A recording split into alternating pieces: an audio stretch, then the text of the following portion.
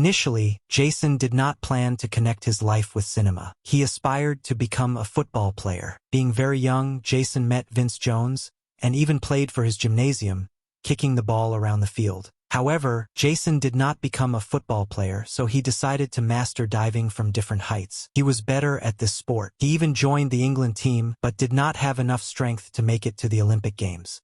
After completing his sports career, Jason signed contracts with various modeling agencies and began advertising underwear. One of the agents said that he signed Jason because they needed a guy with a country English look. All these activities took Jason more than 10 years. That is, he came to cinema at a fairly advanced age for an actor. He was 31 years old. Guy Ritchie invited Jason Statham to audition for his little film Lock, Stock, and Two Smoking Barrels. We all know Jason Statham as a great specialist in eliminating various suspicious individuals, capable of single-handedly reducing the crime rate in a single country.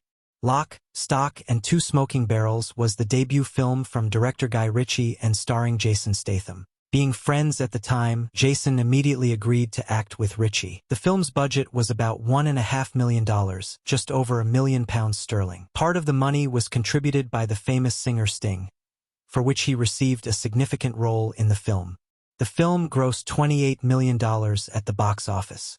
For Jason, this film was not a breakthrough, although it is difficult to judge what is considered a breakthrough. However, for Guy Ritchie it was a breakthrough, so he invited the actors to his next project, Snatch. It has a similar plot to Lock, Stock, and Two Smoking Barrels, but the film became more popular, perhaps due to the participation of Brad Pitt, and was a significant success in the United States. Snatch also performed well at the box office, grossing $80 million against a $10 million budget. After this, Jason began to receive offers to appear in other projects in minor and third-rate roles. Among them are Snatch, Happy Feet, Ghosts of Mars, and Bonebreaker. Of these, only Bonebreaker, where he starred with his friend Vince Jones, failed. Although the success of the film was rather modest, only $8 million against a budget of $2.5 million. The landmark film for Jason was The Stand, which also failed at the box office, but thanks to it, Jason was noticed. French producers from Luc Besson's studio drew attention to Jason.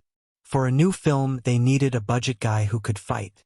In the script so far, there was only an idea, a bodyguard working for various criminal personalities, but very principled and noble. The full script was written with Jason Statham in mind. He did not refuse the offer. Although Jason knew various techniques and could lift his leg above the waist, his form was considered mediocre and was sent to training. He practiced various martial arts under the guidance of professionals for almost 4 months. After this, his physical form was finally recognized as worthy. The actor also insisted that he be behind the wheel in almost all of the car chase scenes. They replaced him only in the most dangerous episodes. This principle was followed in all subsequent films in the franchise. Jason's character was originally intended to be gay. Luc Besson personally worked on the script, and he considered it an original idea. However, closer to filming, this point was revised. Some feared that this might cause the film to be ignored by its main target audience. At the last moment, he was prescribed a romantic line with an actress. Jason shouldn't have shown any interest in her and acted like a true professional. So that his professionalism would not suffer, the actress also had to seduce him. At the box office, it grossed $42 million against a budget of $25, and the studio even abandoned plans for sequels. Everything changed after the release on media. Sales in the US alone brought in twice as much money for the studio as theatrical release. A sequel was immediately announced. So far, Jason has not been offered leading roles in other major projects, but he has begun to be invited to prominent supporting roles. These are the films Cellular, The Italian Job with a cameo role of accomplice Michael Madsen. There are many stories associated with this role. The main one is that Madsen liked The Transporter and wanted to use Jason in his film. He didn't refuse. After that, he returned to Guy Ritchie to star in the film Revolver. Revolver was a box office failure, grossing only $7 million against a budget of $25 million. Transporter 2 grossed $84 million against a budget of $31 million. There is no data on box office receipts, but since the third part was announced almost immediately, most likely everything was fine there. However, with such a series of failures, Jason's career did not go well. Therefore, he accepted the offer of director Uwe Boll. He received a fee of $5 million and a project with a budget of $60 million. The film, Under Siege, became the biggest failure of his career. At the time of its release, it also turned out to be Jason Statham's biggest box office flop. Surprisingly, critics bombarded the creators with Golden Raspberry nominations, but Jason was not among them, and this is another of his skills, to look decent even in bad films.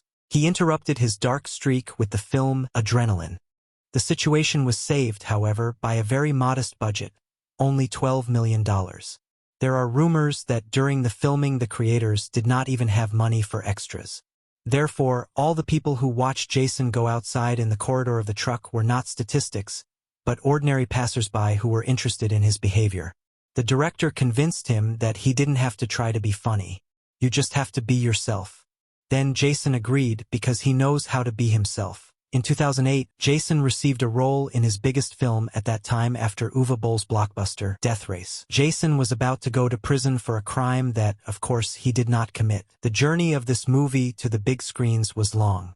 At the very beginning of the 2000s, Tom Cruise could be entrusted with the main role.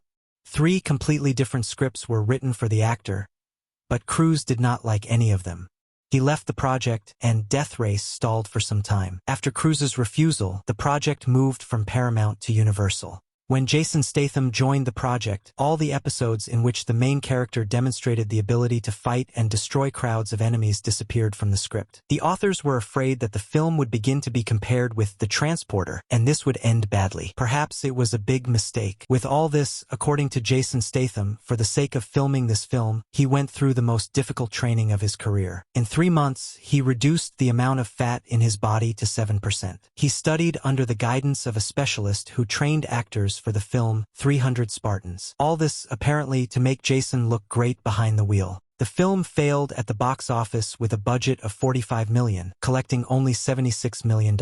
And Jason went to heal his wounds in The Third Carrier. The director of that film, Olivier Megaton, expected that his main idea would be to turn The Transporter into a mixture of Die Hard and James Bond. So the movie became more serious. This is exactly what the franchise needed. Statham himself later said that he did not like this film. But, surprisingly, although Jason looks like a man who fights at any opportunity, he is not confrontational at all. Carrier 3, by the way, did not fail. It grossed $109 million against a budget of $30 million. But it was already the end of the 2000s, and studios' income from distribution on media was beginning to fall. All this to explain why the 4th film didn't happen. It was in the plans.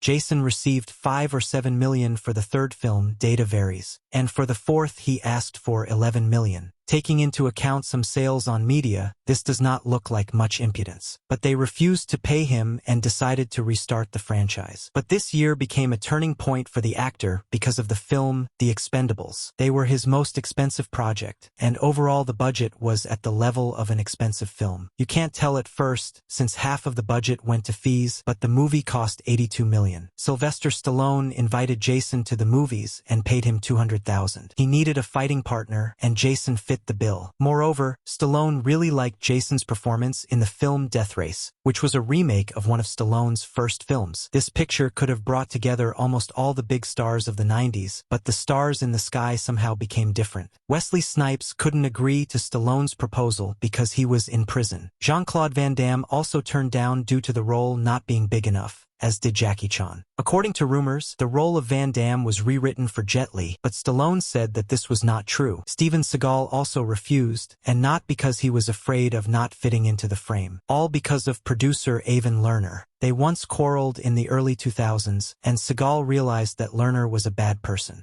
Jason accepted and agreed to act. For what amount, however, it is not known. The Expendables performed well at the box office, grossing $274 million against a budget of $82 million. The 2011 film The Professional also turned out to be unpopular. There were many scandals around him at the exit. It is believed that this affected the box office. They managed to collect $57 million with a budget of $70. Jason tried to add variety to his work and starred in something like The Hummingbird Effect. The second Expendables corrected the situation a little, but then Parker came along. It was an application for an entire franchise. Writer Donald Westlake refused to sell the rights to Parker's name, and he agreed only to certain stories in which the hero should have been called something else. At first they planned to film Porter as a variant of Parker's name, but they had to call it differently. But in 2008, Westlake died, and relatives began selling off the rights. Indeed, the rights to Parker were immediately sold, and the result was the film Parker with Jason Statham, which, if successful, would have spawned a whole series of films. They claim that in this film, Jason got out of a moving car without the help of a stuntman.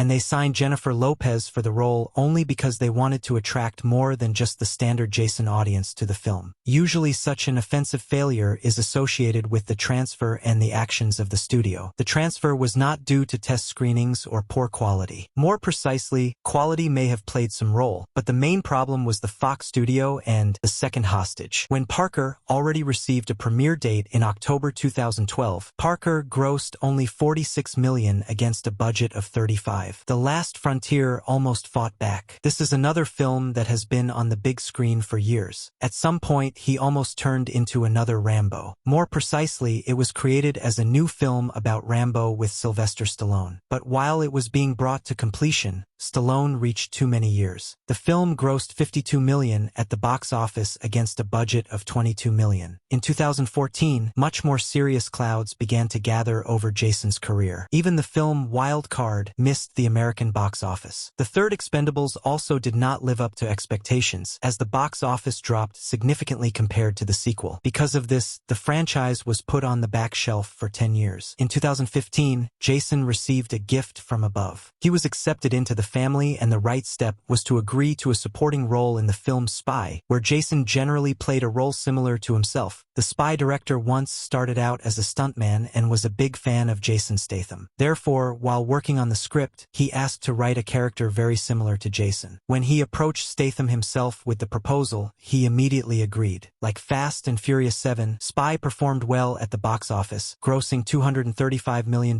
against a budget of $65 million.